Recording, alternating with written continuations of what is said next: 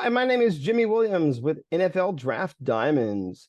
And here with me today, I have one of the top offensive linemen in all of the Division Two. His name is Michael Jerrell. He's an offensive tackle out of University of Findlay. Nice to meet you, buddy. Nice to meet you too. So yeah, Mike, I think a lot of people really need to get to know you. Might end up being the top lineman coming out of the D2 this season. Maybe end up with the Gene Upshaw Award. That would be fantastic.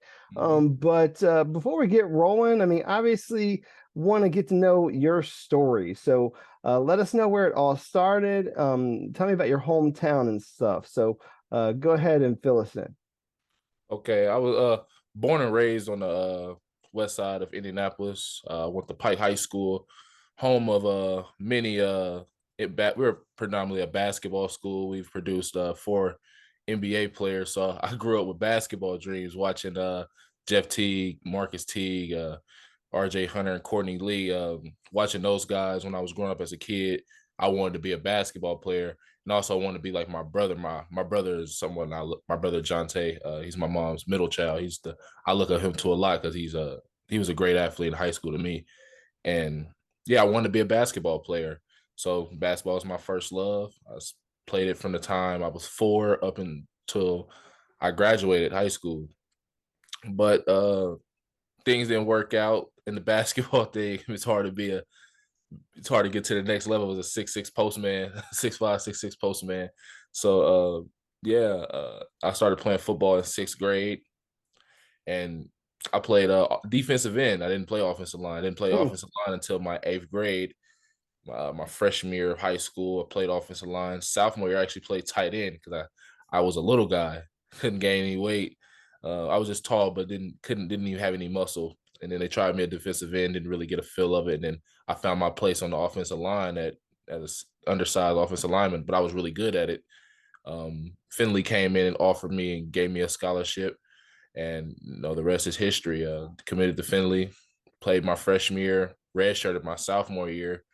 Actually, I lost a job my sophomore year. Lost the job. I had a job on the line, lost it, came back from the pandemic, and I got my mind together, came back, and been just balling out ever since.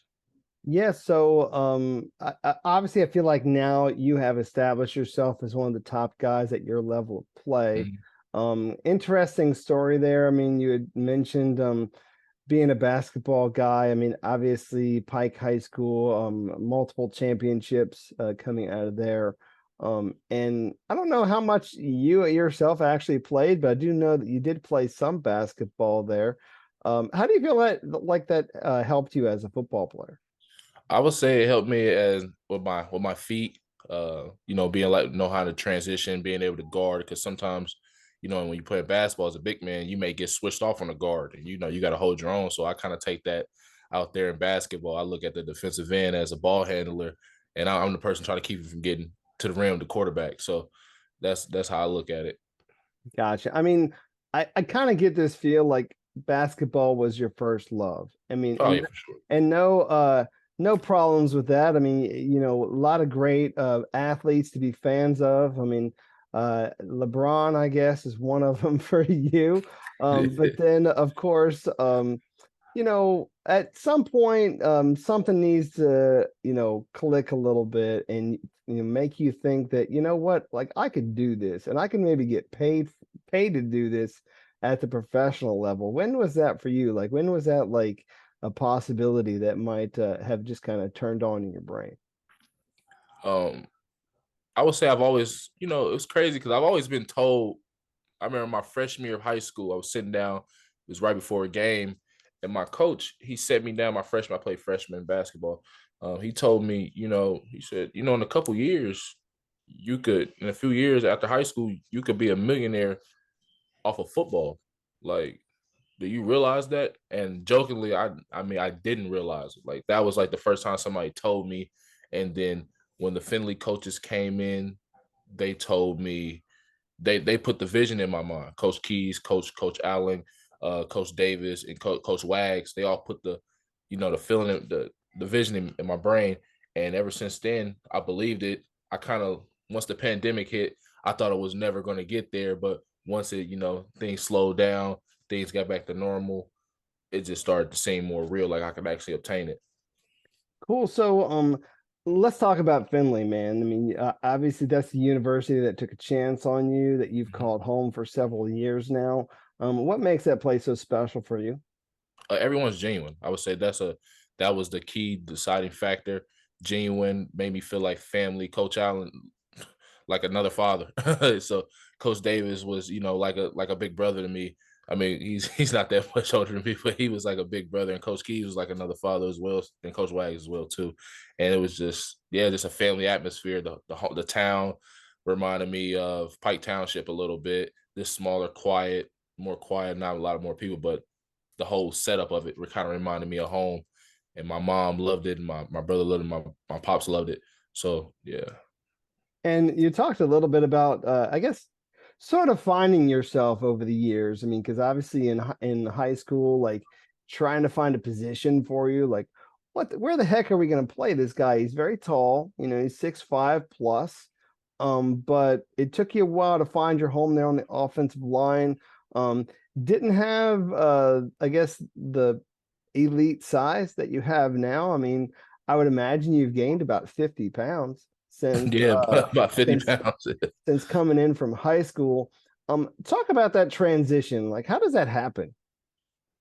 It just started really with just, I would say, coming from high school to college, really just Wags. I would say Wags, constantly being on us about eating, gaining weight, putting, hey, we're gonna get you to this weight by this time. Like, don't rush it. We're gonna get there. Just take your time. Like, we're not asking you to be 300 pounds tomorrow. We want you to get there. We want you to get to it by your senior year. So everything was just a process. It was just a slow grind. Gotcha. So like an extra sandwich in the morning or something. Extra sandwich. Yeah, you need to come in. You need to eat 3 times before you come into the weight room. So That's yeah. crazy. For the people that are watching, do you mind kind of listing your size once more, just so that people know what we're looking at? Measured in at when the NFL scouts got measured at 6'4" and like 3/8, and I weighed in at 302.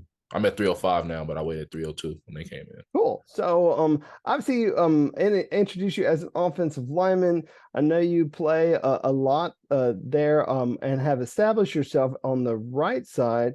And so I don't know exactly how you might project to the next level, but um, let's talk about the way it is right now and what you've been doing there at Findlay. So, how have you been used on that offensive line? Well, I came in initially my freshman year as a left tackle. I played left tackle. I was a backup left tackle my freshman year. Logan Bailey, who was an All American, there was no taking his spot as a freshman. So just hanging out in that second team, and then the next year that right tackle spot opened up. Actually, I got beat out of it obviously that time, but they kept me a right. I kept working at it. Traditionally a left side guy, but the right side I had to learn how to play right, but just as well as I played left, and everything has been good. Gotcha. So, I mean, of a guy at your position, I mean, it's not really all that unique at the NFL level, but I'm sure there's something else that you feel intrinsically makes you a good player, a good athlete. What is that for you, man? What separates you from everybody else? What separates me the most is that I would say grit and determination, something I built that's been installed for me since I got to Findlay. A lot of programs aren't gritty.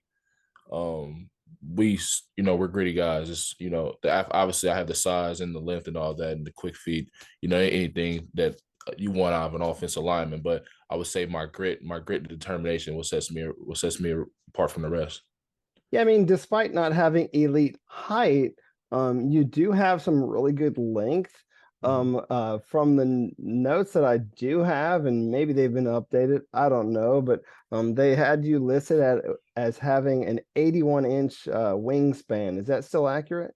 Yeah, that's accurate. So yeah, I mean, you get a guy who is still able to, hold guys at bay there on the right side, protecting the guys there behind you, right? Yeah. Um, how is that offense run there at Findlay? I mean, can you kind of describe it in your own words? Yeah, I say we're more so of a balanced offense. I mean, at times it looked like we can be run heavy, but we are mostly a balanced offense. Um, a lot of quick passes, some drop back passes. Um, power, we love power and counter. That's the type of school we are. Everybody knows it. So, you playing against Findlay, we're gonna run some power and counter against you. So yeah. Nice. I just kind of want to look at least over these past couple seasons. I mean, Findlay ball's been really good, honestly. I mean, Yeah. 2021, winning the conference, and then last season maybe didn't turn out exactly the way you guys had planned, but I mean, you guys finished up with a 6 game win streak, man. I mean, you guys were rolling there, towards the end and really trying to make a push for the playoffs. So what's it going to take for you guys to continue with that momentum and dominate this season? Just continue to stay on that path we finished with on that 6 game win streak. We came together as a family, and guys like Garrett, who our running back, we got him coming back. We got our quarterback Alec come back. Alec and Jeremy, our safeties and D line. So everybody that was a part of that 6 game win streak and coming at the end of the season is all coming back.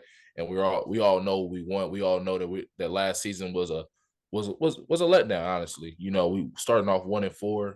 I mean, after coming off of a GMAC championship, I think we were still riding on our high horse for a little bit. We had to get smacked in the mouth, and to realize what it was, and we realized it now. We know what we need to do to get back, and it's going to be a better season for sure. Gotcha. So for you personally, like when you think about these past few seasons, Finlay ball really being very good there in the GMAC. Is there a moment, a game, or even a play that kind of sticks out for you when you think about your time there so far? I mean, share one of your best moments. I would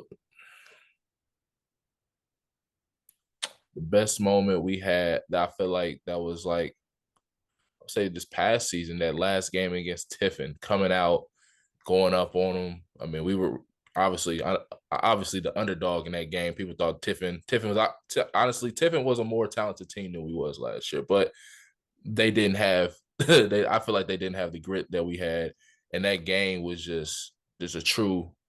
Not trying to talk bad about Tiffin, but yeah, but that game was a true test of like show like that that we're gonna come out no matter what people say, and we just gonna just ball out. We went up 24-0, and just it Yeah. was crazy. Well, I mean, let's be real. I mean, Tiffin's a good program in their own Oh yeah, right. good I program, mean, good program. and I know these past several seasons they've had great guys there, like on the edge, on Yeah, not just on one side, but both sides. You get a couple good guys there that you have to, I guess take care of. That's your man, right? Like you got to take care of him. And, obviously, you guys totally delivered in that game. And just gave it to him. And so yeah. you're up against probably one of the better defenses Hmm. in not just your conference, man, The but actually country. the whole country, which is Hmm. crazy. Yeah. Um, cool. So Mike, want to throw a question your way, and I know this might be a heart punch, but I kind of want to get your opinion on this. I mean, a lot of guys are going to say, you know what, this guy he's he's he's a D2 kid. He's a small schooler. I don't know what to think of him. And so I want to get your response to that. I mean, a lot of times people like they don't know what it really means to be a small school athlete and really like what kind of goes into that. But I mean, why do you feel like that stigma, I mean, is inaccurate that you don't play anybody and that like that sort of thing? We've kind of already talked about it a little bit, but I kind of want to get your response to that. I think it's a little bit because of our school size. They think we don't play anybody because nobody's at these schools, because we go to these small schools and these little small towns and stuff like that. But just like you said, like Tiffin was a really good team. Like as you see, there's guys from D2 that are going up and playing Power Five, big time ball. My previous teammate, Chris Jefferson, you're pretty sure you know of him. Oh yeah, Went from Purdue went guy. from D2 to playing at Purdue.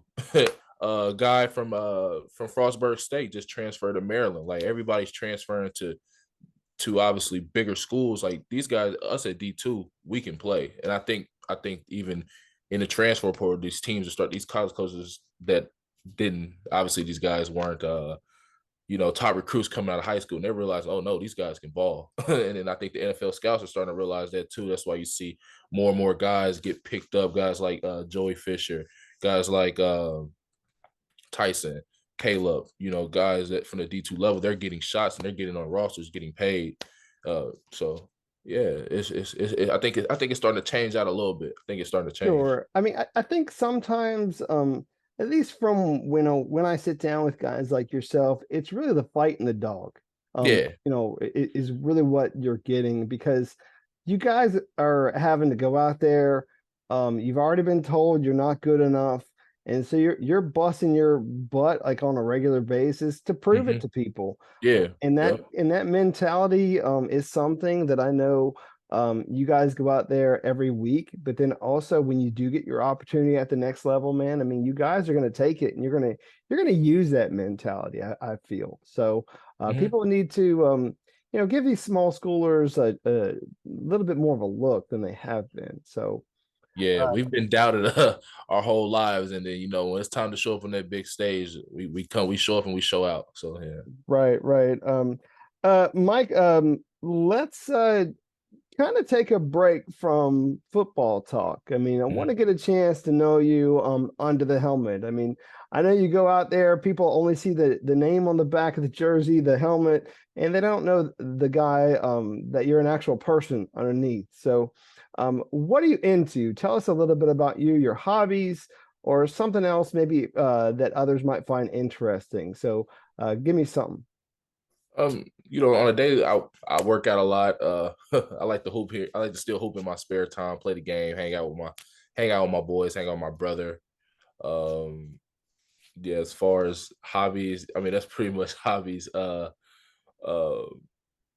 I sometimes paint a little, sometimes paint with my girl or whatever, paint with her a little bit sometimes. Um, yeah, listen to music. My favorite rapper growing up was Gucci Man. I don't know if you heard of him, Gucci Man. My personality wise, I'm pretty much of an outgoing person. I love to joke. Um, yeah, I love to joke. I love to kick it, be a jokester. I was the class clown in high school a little bit, but I've matured obviously, and I'm not the class clown anymore. Well, But I mean, it's nice to be able to make others laugh, and yeah, there's yeah, nothing wrong with that, yeah, you know. yeah. Um, so if I were to ask you your favorite like comedian, whether it be a stand-up guy or somebody who's in the movies, like who is your go-to man? Like who you feel is like one of the best right now? Man, I think one of the best, honestly, man.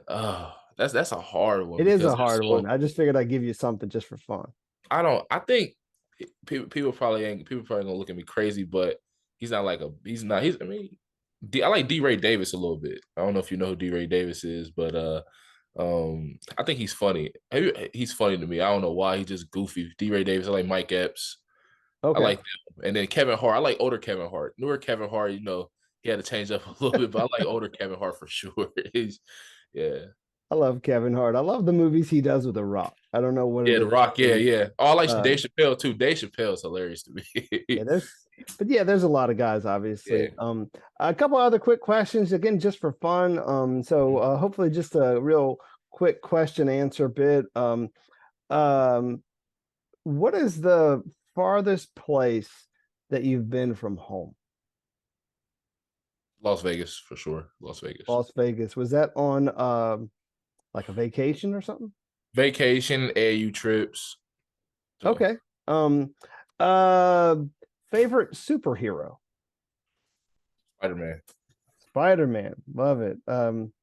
Uh, favorite breakfast cereal? Cinnamon Toast Crunch.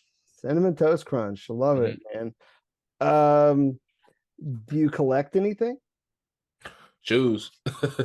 Shoes. Yeah, I collect shoes. So Yeah. how many you got? I had to get rid of some because it got kind of overwhelming. I kind of got into like trying to keep shoes that hold a little bit more value because I found myself just buying shoes that just that hold no value. They're just I didn't really like them after I wore them a couple times, but I say I got around. I think the highest I got up to was about 80, and then I got rid of half of them just to Goodness. clear some space. All right. Couple more. Let's see. If there was a celebrity that you would say that you would love to get a chance to meet, whether that be a sports figure or like a music artist, an actor, whatever, who would that be for you? Mm, hmm. 50 Cent. 50 Cent. Okay. How about let's try our best to turn slightly back to football there for a minute. I mean, I know that you got to be a student of the game and watching guys at the next level doing what you do. Who is it that you personally look at? Maybe somebody that you're a fan of that plays on the NFL level. Position wise, I like since I played like tackle, I kind of watch I watch Laramie and Teron Armstead a little bit. I watched both of them and Trent Williams. I watched those. I mean, they're the best, obviously, at their position. So So I was thinking there for a minute that you growing up there in I guess Indiana, were you a Colts fan or were you somebody else a fan growing up? now I like the Colts. I like the Colts, and I like the growing up. I like the Colts and the Falcons. All right. Well, hey, I mean, there's nothing wrong with that. Just kind of want to throw Yeah, that out there for colors. people. It's all about Um, the colors for me. Well, I mean, yeah, it is what it is. So, Yeah. Mike, I do want to kind of wind things down. It's been nice getting a chance to know you and share your story. But obviously, I'm sitting here talking to a guy that's wanting to get to the next level, wanting to prove himself once again, and that you belong in the NFL. So, um, go ahead and look in that camera, talk to all these scouts directly, and tell them what would make you a great addition to their team. So end with your pitch.